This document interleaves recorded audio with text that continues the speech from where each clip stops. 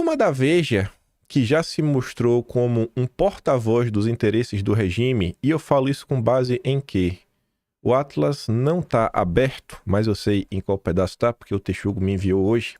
Só para mostrar para vocês, vocês vão até lembrar, a gente comentou bastante sobre isso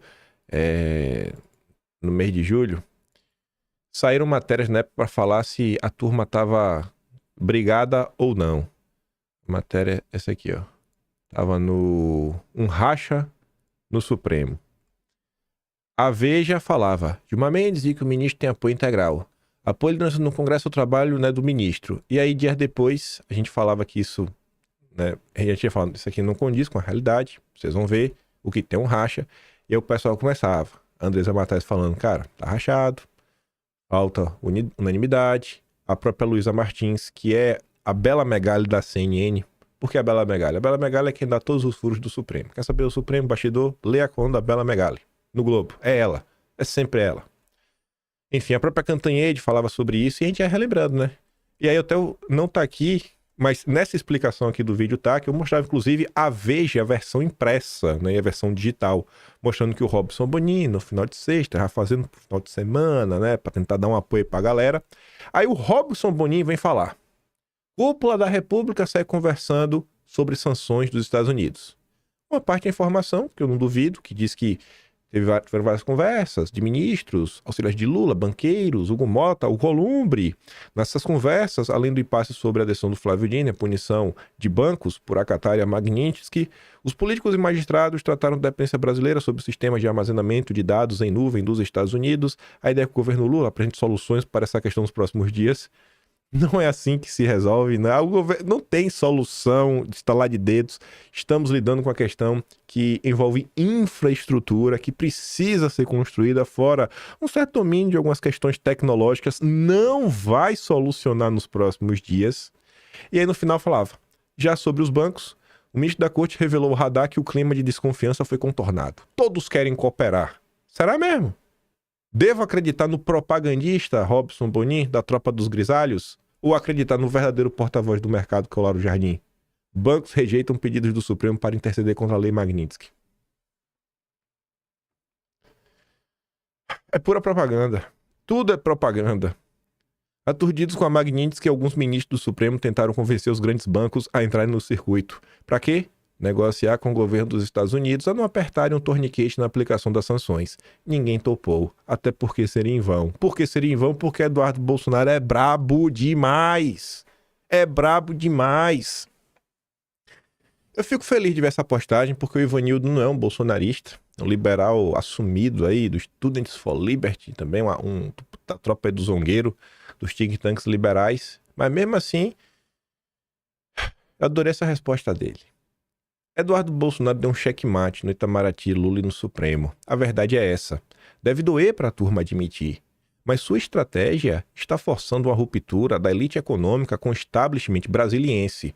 E aí o Ivanildo consegue perceber o que às vezes muita gente da direita não entende. Que acha que não, agora vai, é só isso.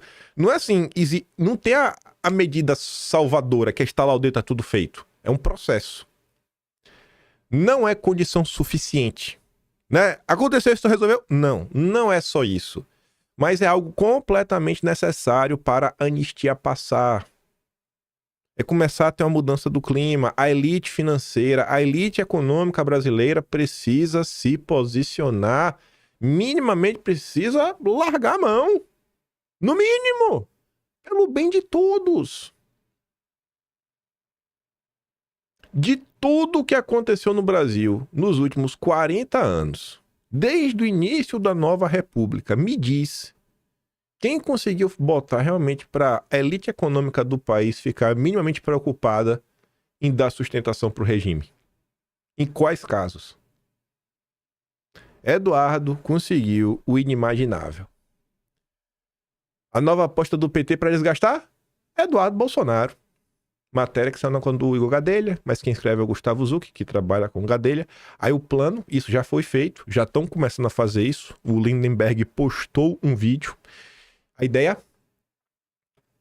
é rebater a narrativa bolsonarista de que o 8 de janeiro teria sido um ato isolado. Para os petistas, Eduardo teria participado da organização. Ele estava lá em Brasília e tudo mais. Eu nem coloquei aqui, mas tem um trecho na matéria que é uma transcrição de parte do vídeo do Lindenberg Faria. Esse é o nível das coisas. O problema se chama Eduardo Bolsonaro. Não são os governadores democráticos. Aqui, né?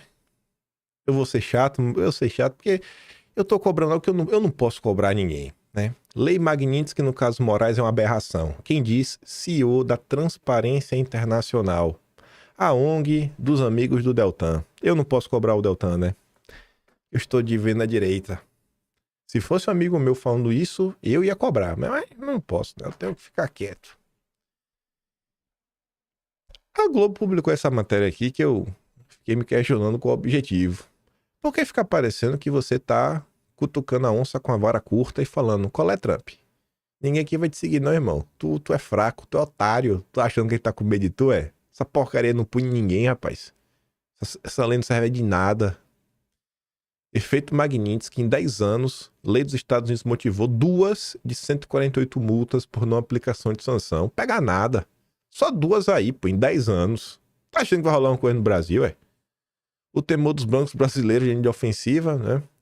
O desrespeito à Magnitsky é parte ínfima no universo de punições entre as instituições por infringir regras impostas pelos americanos. Entre 2016, ano de criação do modelo, e 2025, apenas uma empresa e uma pessoa pagaram multas relacionadas ao descumprimento da legislação que agora atinge Moraes.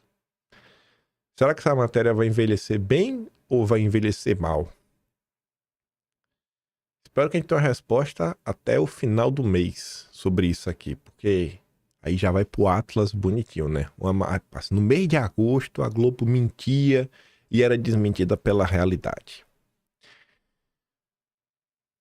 Que não tem a ver necessariamente com a Magnitsky. Não sei, não sabia nem de colocar. Se colocar aqui, já colocar no próximo tópico. Pressão de líder do PT para prender Bolsonaro irrita bombeiros do Supremo.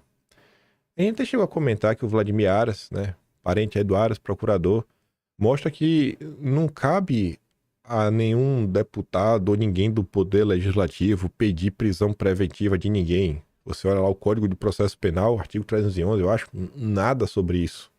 Mas o Lindenberg foi lá, foi aloprar. Aí a Andresa Matais foi falar com os ministros, e aí os termos são curiosos. Fala assim, não, a chance de Bolsonaro ir para um regime fechado nessa semana são mínimas. Eles não têm coragem de falar que são nulas, né, que é zero, porque o sem cabelos é o sem cabelos. É totalmente imprevisível. A avaliação é que Bolsonaro já está preso em casa. Sim, isso aí eu concordo. Agora tá preso. Bolsonaro está preso. E todo mundo aí na maior normalidade do mundo. Sua condenação sairá em no máximo 2 semanas e antecipar o regime fechado seria tensionar ainda mais o ambiente político. O líder do PT na Câmara, Lindenberg, para forçar a troca de regime, gera incômodo na corte. Por lá, comenta-se que o petista deveria se preocupar em trabalhar para garantir a soberania digital, que é o pré-de-lei aí, né, para controlar a internet. Ao invés de tentar capitalizar eleitoralmente a prisão de Bolsonaro. O mesmo recado vale para a ministra Gleisi Hoffmann.